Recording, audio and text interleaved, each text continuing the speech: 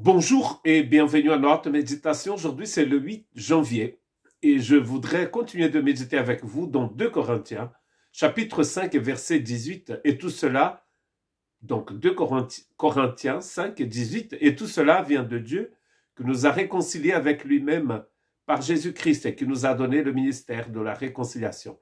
Nous avons vu donc l'autre jour cette première partie du verset et tout cela vient de Dieu. Et ensuite, c'est Dieu qui nous a réconciliés avec lui-même par Jésus-Christ. Donc Dieu qui nous a réconciliés. Cela est très important dans l'Évangile. L'Évangile, c'est un message qui dit que le salut appartient à notre Dieu qui est assis sur le trône et à l'agneau. C'est un message qui vient du livre d'Apocalypse. Le salut appartient à notre Dieu. Et ici, Paul est très clair en disant que c'est Dieu lui-même qui nous a réconciliés en fait avec lui-même. C'est lui qui a initié donc le ministère de la réconciliation. Lui qui était la partie innocente, il va donc venir en aide à ces créatures pour les réconcilier avec lui-même.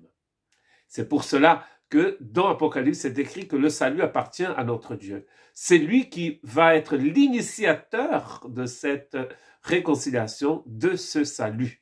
Nous ne nous sommes pas réconciliés avec Dieu par nous-mêmes. C'est Dieu qui a voulu nous réconcilier avec lui par Jésus-Christ. Et donc, c'est la suite. Il dit que cela, c'est au travers de Jésus-Christ. À travers Jésus-Christ. Dans la sainteté divine, dans sa justice, il ne peut pas tout simplement effacer les fautes comme ça. Et donc, il nous a réconciliés, mais il n'a pas négligé en fait sa sainteté et sa justice. Et il n'a pas cédé non plus à l'humanité pécheresse et rebelle. Dès le début de la Bible, vous allez trouver qu'il y a des sacrifices partout. Et d'ailleurs, dans Genèse 3,15, c'est écrit que la sémence de la femme va écraser la tête du serpent. Et en écrasant la tête du serpent, il serait blessé.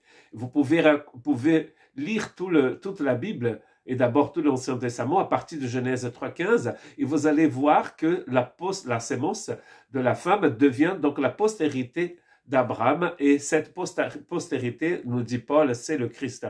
Celui qui écrase la tête du serpent, c'est le Christ. Mais en écrasant la tête du serpent, il a été blessé. Le salaire du péché, c'est la mort, nous dit Romains 3, 23. Et dans Hébreu, c'est écrit que sans que le sang soit versé, il n'y a pas de pardon de péché. Cela fait partie de l'économie divine. Dans l'économie divine, le salaire du péché, c'est la mort. Or, Galates nous explique, Paul écrivant aux Galates, que Christ se fait malédiction pour nous. C'est-à-dire qu'il a pris sur lui notre malédiction. Car dans l'économie divine, sa sainteté et sa justice doivent être respectées. Je sais que ça paraît complètement loufoque, mais ça, c'est la base même de la prédication de l'évangile. Quand nous croyons au Christ, nous croyons à un Christ qui a été sacrifié à notre place. Dieu a fait cela, donc cette réconciliation, c'est un sacrifice d'amour. C'est Dieu qui se donne pour nous-mêmes. C'est Dieu qui nous se donne pour sa création, pour ses créatures. Et de ce fait, sa justice, donc, elle est accomplie au Christ Jésus. Et du coup, Dieu peut nous réconcilier avec lui-même. Dieu s'offre au Jésus-Christ pour notre réconciliation.